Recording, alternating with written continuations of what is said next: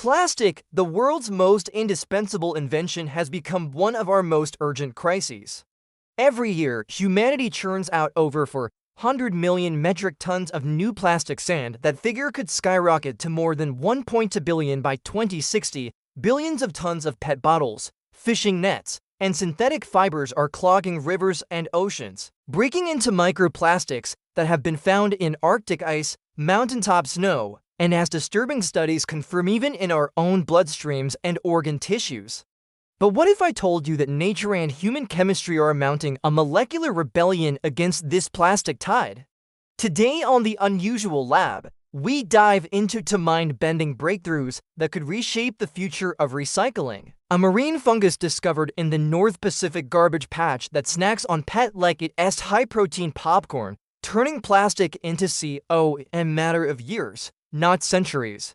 A whisper of rare earth metals in a Northwestern University lab that unzips abandoned nylon 6 fishing nets back into pure monomers in under 5 minutes.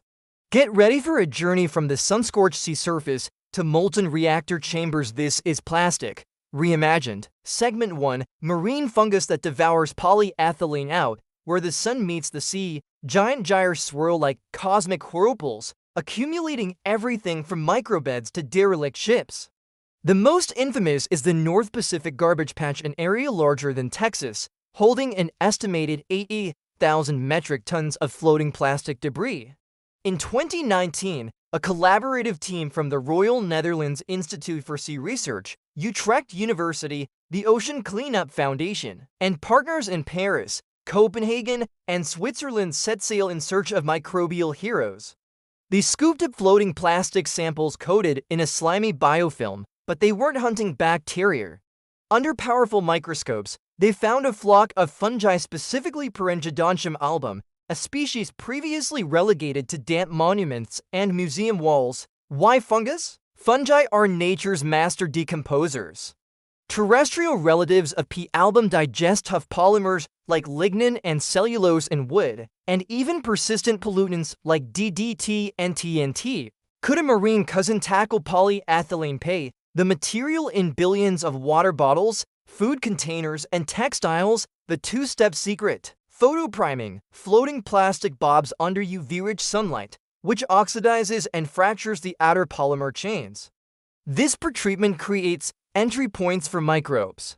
Enzymatic mineralization. Once primed, P. album extends thread-like hyphae that secrete potent enzymes, likely ligninolytic peroxidases and cutinases, hacking PET chains into monomers, then metabolizing them into CO and water. In the lab, a thin PET film exposed to just 5 days of simulated sunlight lost roughly 0.05% of its mass per day when inoculated with P. album. At that rate, a soda bottle could vanish in about 2,000 days, 5.5 years, compared to centuries under natural weathering.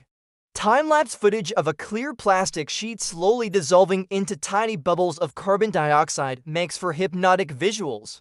But hold on, the ocean is a harsh, dynamic environment. Below the sunlit surface zone, UV rays dwindle, leaving deeper plastics unprimed and invulnerable. And in cold, nutrient-poor waters, fungi must compete with bacteria and viruses. Researchers have identified for marine fungi that degrade plastics so far, but the ocean's microbial diversity suggests many more cleanup crews lurk undiscovered. Exciting frontier: scientists are now mapping the genetic blueprints of P. album to identify its key PET-degrading enzymes. Protein engineers could turbocharge these enzymes, boosting heat tolerance, substrate affinity, and reaction speed, just like the 2018 breakthrough that made potasse 10 faster, or the 2020 hybrid enzyme that smashed through thin PET films in days. Imagine future biotech reactors, vats of engineered fungi converting tons of plastic waste into harmless CO and biomass, powering biofuel production or soil amendments. It's a vision of symbiosis between human innovation and evolutionary adaptation. Segment 2: Rare earth catalyst that unzips ghost nets. Now shift from the drifting ocean to a high-tech lab at Northwestern University, where Professor Tobin Marks and colleagues are waging war on another plastic scourge: nylon 6 fishing nets.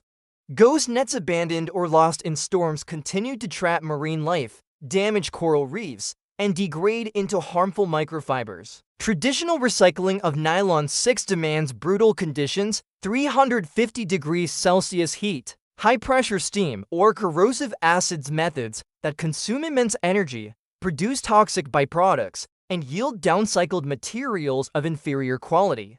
Enter rare earth alchemy. Melting point. Nylon 6 liquefies at about 215 degrees Celsius, far gentler than 350 degrees Celsius.